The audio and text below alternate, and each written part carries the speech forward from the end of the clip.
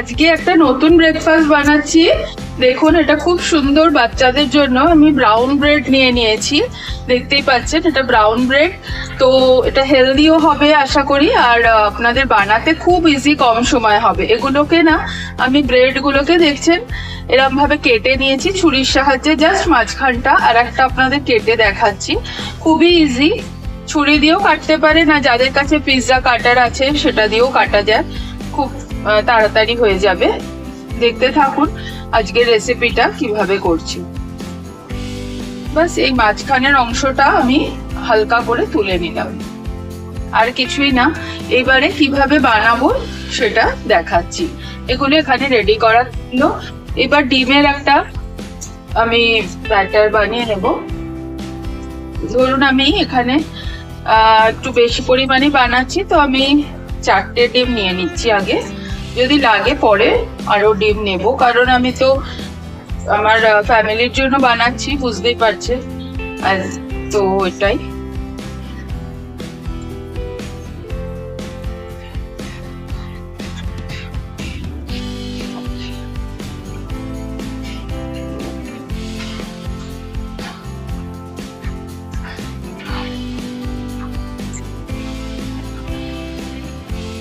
ডিমটা রাখছি, পরে লাগলে আবারও আমি নিয়ে নেব।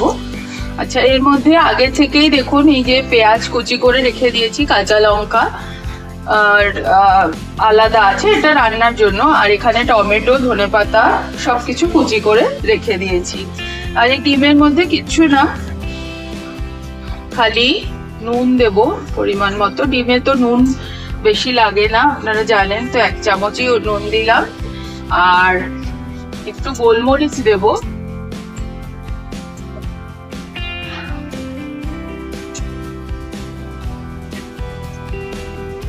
এবার এতে দেব কুচানো পেঁয়াজ,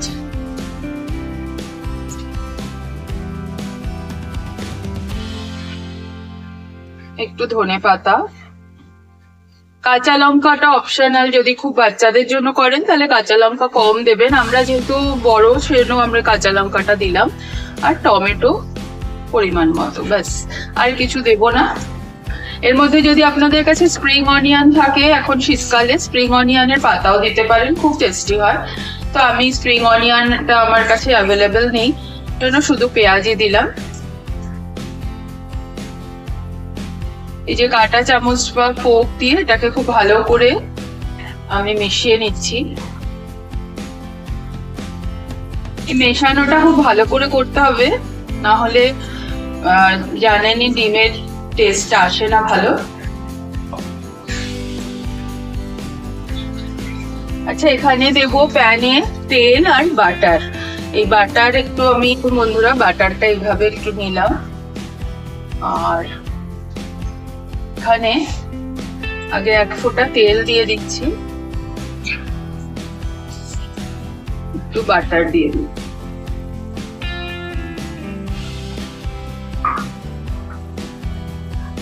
আঁচটা গ্যাসের কমিয়ে দিলাম। ব্রাশের সাহায্যে করছি, তাহলে আরো একটু কমে তেল বাটারে হয়ে যাবে। আচ্ছা, আগে এইটা আমি পাউরুটিটা একটা পার্ট দিয়ে দিলাম, যাতে পুড়ে না যায়, সেজন্য আঁচ কমিয়ে দিলাম। এবার এর মধ্যে সামান্য একটু ডিমের ব্যাটার দিয়ে দিলাম।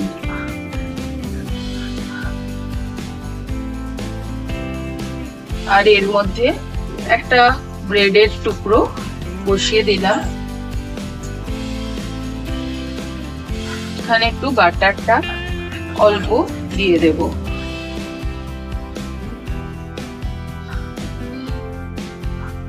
এটা কম আঁচে করতে হবে বন্ধুরা, না হলে নিচের দিকটা পুড়ে যেতে পারে। এবারে এই হালকা করে, যে ডিমটা যখন শক্ত হয়ে এসছে দেখছেন, দেখে নিতে হবে ডিমটা শক্ত হয়ে যাবে, তারপরে একটু হালকা হালকা প্রেস করে দেব। তারপরে এটাকে উল্টে দেব। দেখুন কি সুন্দর টেক্সচার এসছে।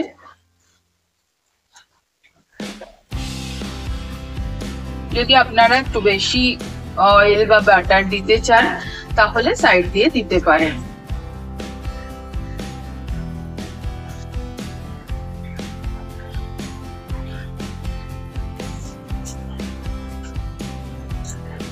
আমি এরকমই রাখছি।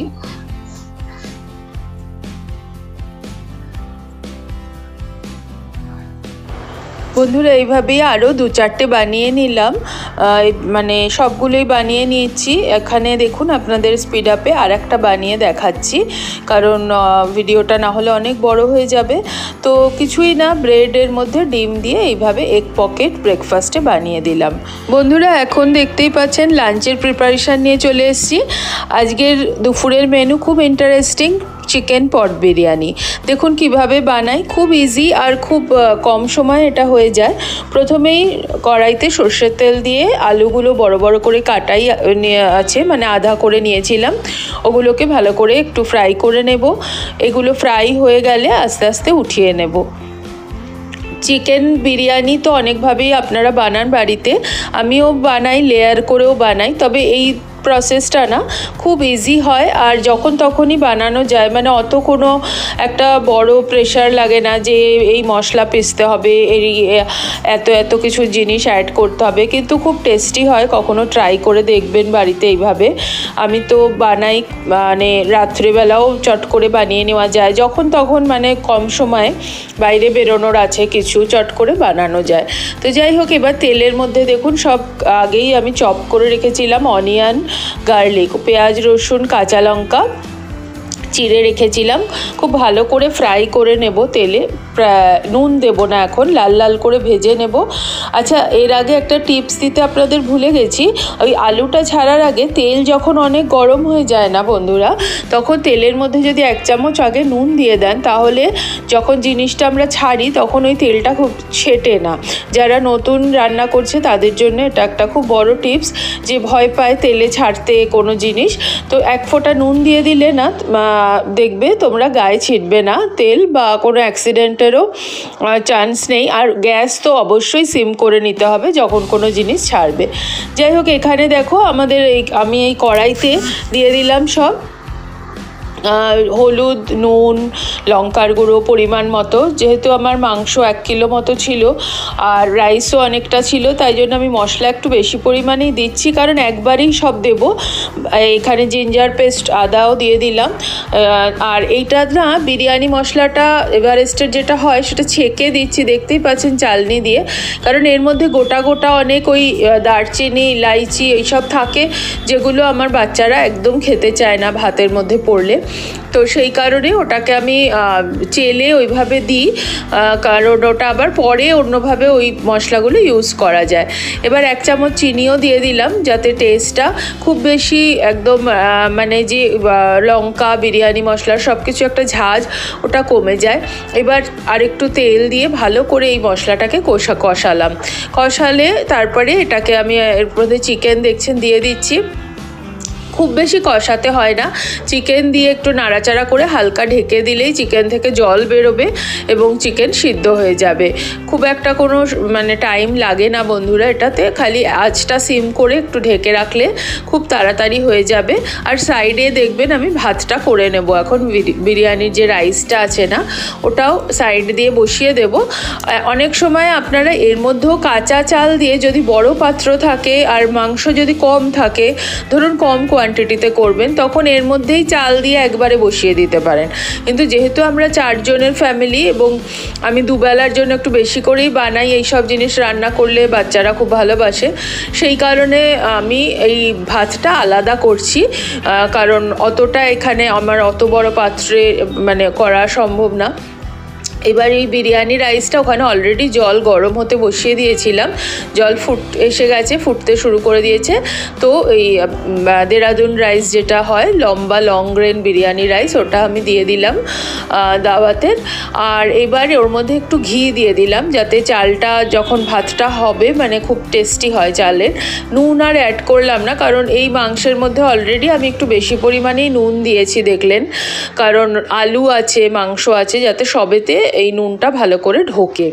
এবার মাংস মোটামুটি আমার রেডি হয়ে গেছে, এখন ভাতটাও আধ ফোটা হয়ে গেছে। এইবারে কি করব, এই পুরো মাংস মশলা সবটা ওই গরম জলের মধ্যে ভাতের আধা ফোটা রাইসটা মধ্যে দিয়ে দিলাম। তবে এখানে দেখুন আমার পরিমাণটা বেশি, পাত্রটা ছোট, তাই আমি দুভাগে করে নিচ্ছি। যদি কখনো যারা ছোট মেয়ে আছো তার যদি কখনো বেশি পরিমাণ করতে হয়, এইভাবে দুভাগে করে নেবে, তাহলে তোমাদের আর নার্ভাস হবে না। মনে হয় যে শ্বশুরবাড়িতে গিয়ে কীভাবে করবো এতজনের রান্না এরকম। তো এইভাবে তোমরা দুভাগে ভাগ করে নেবে। আর মশলা জলটা দুদিকেই দিয়ে দিলাম যাতে সেম টেস্ট হয়, কোয়ান্টিটিও আলাদা আলাদা হয়ে গেল, তো ভাতটা আরও ফুলবে। চাল যেহেতু আমার ভাতটা হয়নি এখনও, মানে চালই আছে, তো একটু ঢাকা দিয়ে দিলে ওটা ওই যে এটা ফুটে উঠবে, ওই দমে চালগুলো বয়েল হয়ে যাবে আর ওটা পুরো জলটা টেনে নেবে চালটা। আলুটাও সেদ্ধ পুরো হয়নি, তো আলুও সেদ্ধ হয়ে যাবে। এই দেখুন কতটা জল এখনও আছে, তো এটা পুরো টেনে যাবে এর মধ্যেই। কড়াইতে অলমোস্ট এখন টেনে গেছে, কিন্তু ডেকচিতে যেহেতু পরিমাণটা একটু বেশি, তো এবার এই দুটোই ঢাকা দিয়ে একটু আমি সিম করে রেখে দিয়েছিলাম যাতে ভালো করে সিদ্ধ হয় মেশে। এবার দেখুন কি সুন্দর পুরো রাইসটা তৈরি হয়ে গেছে ঝরঝরে, আর পুরো জলও শুকিয়ে গেছে, কোনো ঝামেলা নেই কোনো কিছু আলাদা করার ওপর দিয়ে একটু ধনেপাতা খালি দিয়ে দিলাম টেস্টের জন্য।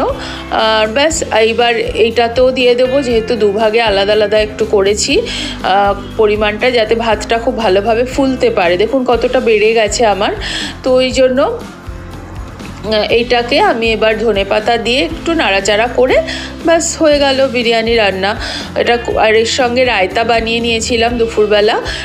সকালে ব্রেকফাস্টে শসা, টমেটো কুচি, পেঁয়াজ কুচি ছিলই, তার সঙ্গে দই ছিল বাড়িতে, দই দিয়ে করে নিয়েছিলাম। তো এই আজকের মেনু, আজকের লাঞ্চের মেনু হলো চিকেন পট বিরিয়ানি আর রায়তা। তো দেখে নিন বন্ধুরা, ভাতটা কত সুন্দর ঝরঝরে হয়েছে, আর সব মাংস পুরো সুসিদ্ধ হয়ে গেছে, আবার আলুও সিদ্ধ হয়ে গেছে, সবটাই খুব সুন্দর টেস্টি হয়েছিল। আপনারা বাড়িতে এভাবে করে দেখতে পারেন, খুব কম সময় খুব কম পরিশ্রমে এটা বানানো যায়। তো এটাই আজকে শেয়ার করার ছিল। এবার বিরিয়ানির ওপর দিয়ে অল্প করে একটু ঘি ছড়িয়ে দিচ্ছি, আর এই যাতে হালকা একটা স্বাদ আসে ঘিয়ের। তো বিরিয়ানিতে তো জানেন তেল ঘির পরিমাণ করলে চলে না, একটু লাগে, আর যেহেতু আমার পরিমাণটাও বেশি, তো এইভাবেই করলাম। আপনাদের কেমন লাগলো নিশ্চয়ই জানাবেন, আর বাড়িতে ট্রাই করবেন।